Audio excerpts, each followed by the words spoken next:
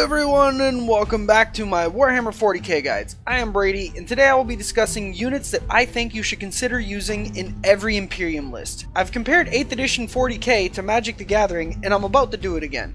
In Magic the Gathering, there is a term called staples. Staples are cards that you want in almost any and every deck because they are just that good that you always want to use them. Now, with the relaxed way of list building in 8th edition, there are a few staple units that you should probably use in every game if you have the right army. If you don't fully understand how keywords work or how to properly build an army, I have another guide for you to watch that I will show on screen and have a link in the description.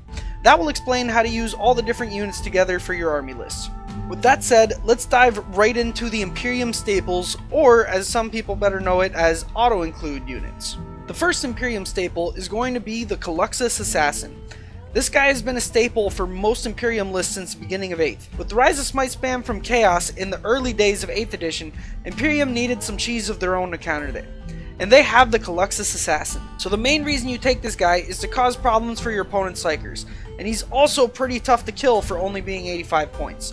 So let's go over some of the reasons why you want to take this unit. So the main ability you take this guy for is called Abomination, and it reads, this model can never be targeted or affected by Psyker powers in any way.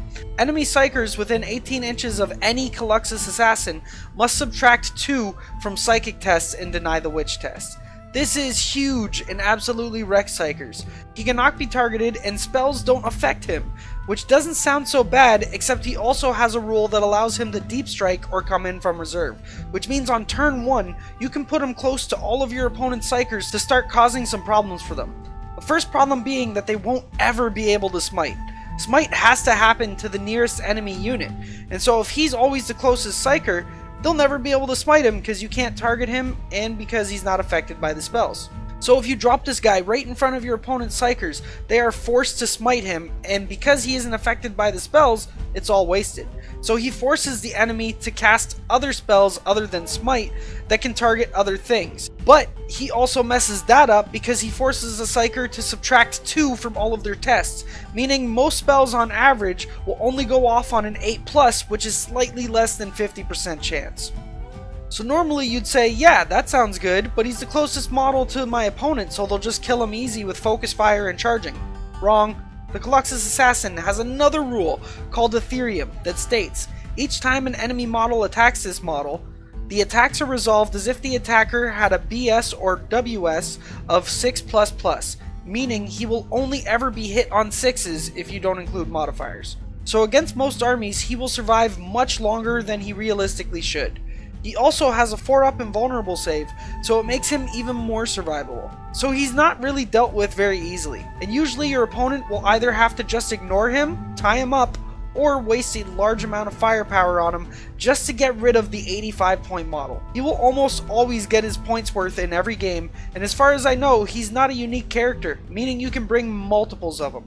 And I would bring multiples of him, especially if my meta was full of Psykers. He has some other cool rules too, like one that allows him to shoot at Psykers even if they have the character rule and aren't the closest. But to be honest, the main reason you take him is for all the psychic denial.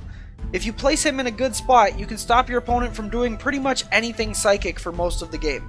He can straight up win you games against psychic heavy armies. So with the nerf to Malefic Lords in chapter approved, I don't know if the Colossus Assassin is going to be as needed as it was a month ago, but I still think it's a great addition to any Imperium army just because he's fairly cheap costing for what he does, and like I said earlier, he can straight up win you a game against the right armies if you use him properly.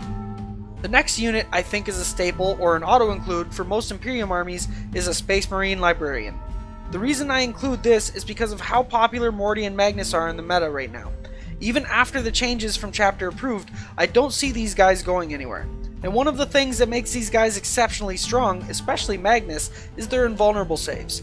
Magnus can essentially have a 3-up invulnerable save while re-rolling 1s, meaning he only fails on 2s, which is very hard to do. The easiest and simplest counter the Imperium has to offer is the combination of the Colossus Assassin with a Space Marine Librarian casting the spell Null Zone.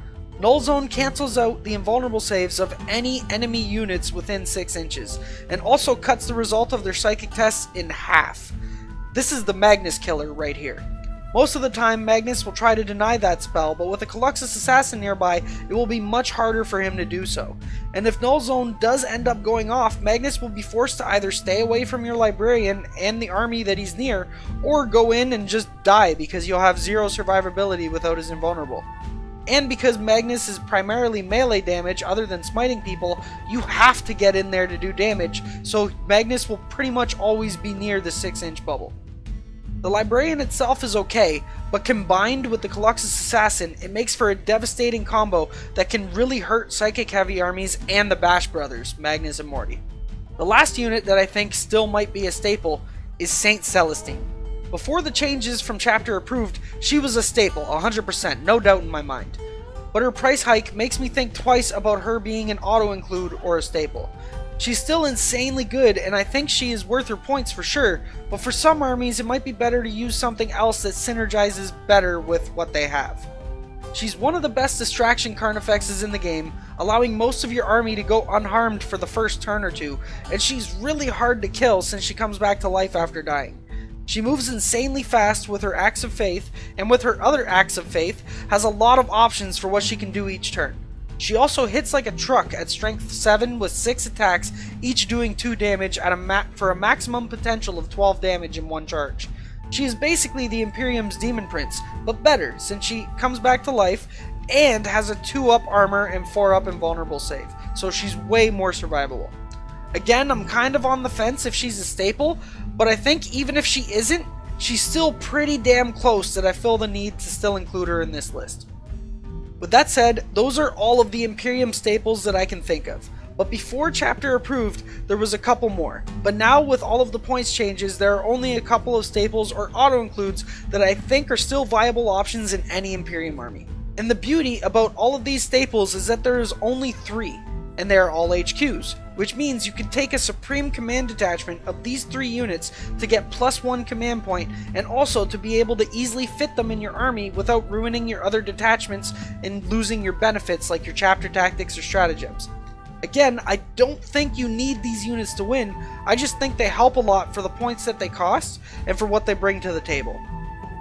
So that about covers it for the Imperium staples or auto-include units. I was going to also cover the Chaos staples, but to be honest, the only unit that I think qualifies as a staple for Chaos is Magnus the Red. Everything else for Chaos is now interchangeable because of the price hikes to Malefic Lords and other things. So because of this, I chose to only make the list for Imperium units because it just made the most sense. With that said, for anyone that doesn't know, I would like you to know that the channel does have a Patreon, and if you would like to support the channel, you can become a patron. And if you can't afford to help the channel monetarily, you can always just share my videos on any social media you may use or with your friends, just to help grow our community even more than it already has. So with that said, I hope I helped you guys out a little bit. If you feel like there are any other units that you think should be staples or included in this list, write them down in the comments down below because I may have overlooked something or just forgot about something. I'm not perfect after all.